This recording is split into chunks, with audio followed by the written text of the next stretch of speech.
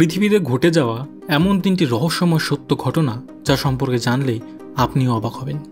Number 1, 2002 সালে উত্তরপ্রদেশের অনেক জেলার লোকেরা একটি রহস্যময় প্রাণীর ব্যাপারে থানায় রিপোর্ট করেন, যা সত্যিই খুব অদ্ভুত ছিল।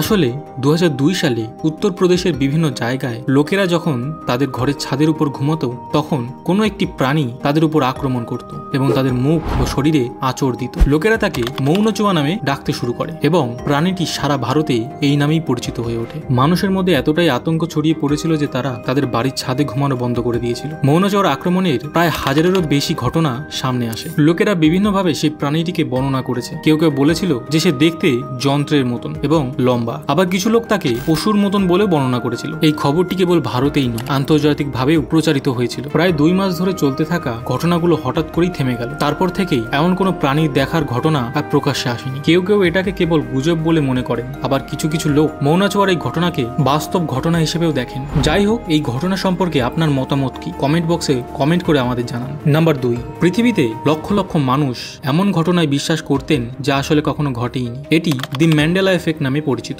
ম্যান্ডেলা এফেক্টের অনেক উদাহরণ আছে, যেমন এই 2টি কিটক্যাটের প্যাকেটগুলো ভালোভাবে দেখুন এবং বলুন এদের মধ্যে কোনটি সঠিক কিটক্যাট ব্র্যান্ড। আপনারা অনেকে হয়তো ভাবছেন যে বাম দিকের কিটক্যাটটি সঠিক, কিন্তু আপনারা ভুল, ডান দিকেরটি সঠিক। আপনি জেনে অবাক হবেন যে লক্ষ লক্ষ মানুষ এই বাম দিকের কিটক্যাটটি সঠিক বলে মনে করত, অথচ এই লোগোটি কিটক্যাট কোম্পানি কখনো ব্যবহারই করেনি। এই ম্যান্ডেলা এফেক্টের সবচেয়ে বড় উদাহরণ হলো দক্ষিণ আফ্রিকার রাষ্ট্রপতি নেলসন ম্যান্ডেলার মৃত্যুর ঘটনা। পৃথিবীতে কোটি কোটি মানুষ বিশ্বাস করেন যে নেলসন ম্যান্ডেলা 1991 সালে মারা গেছেন, কিন্তু আপনি যদি অফিসিয়ালি কোথাও সার্চ করেন তাহলে জানতে পারবেন নেলসন ম্যান্ডেলা 5 ডিসেম্বর 2013 সালে মারা গেছেন। এটা অদ্ভুত যে পৃথিবীতে কোটি কোটি মানুষ বিশ্বাস করেন যে নেলসন ম্যান্ডেলা 1991 সালে মারা গিয়েছিলেন এবং কিছু লোক তার শেষকৃত্য সরাসরি দেখেছেন বলেও দাবি করেন। তাছাড়া 1991 সালে একটি বই প্রকাশিত হয়েছিল যেখানে বলা হয়েছিল যে ম্যান্ডেলা 1991 সালে মারা গেছেন। সর্বোপরি কিভাবে কোটি কোটি মানুষের একই সঙ্গে এমন ভুল হতে পারে? এই ঘটনার পর থেকে এই ইফেক্টটি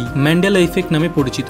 নাম্বার 3, 1977 সালের 15 আগস্ট মহাকাশ থেকে আসা একটি অদ্ভুত রেডিও সংকেত রেকর্ড করা হয়েছিল। এই সংকেতটি 72 সেকেন্ড ধরে একটানা রেকর্ড করা হয়েছিল, যা সেই সময়ের বৃহত্তম টেলিস্কোপ দ্য বিগ এয়ার ব্যবহার করে রেকর্ড করা হয়েছিল। এই সংকেতটি প্রথম একজন বিখ্যাত জ্যোতির্বিজ্ঞানী জেরি আর ইহেম্যান লক্ষ্য করেছিল এবং তিনি এই সিগন্যালটিকে ওয়াও সিগন্যাল নামকরণ করেছিলেন, কারণ এই সিগন্যালটি শোনার পর তার মুখ দিয়ে এই শব্দটি প্রথম বেরিয়েছিল।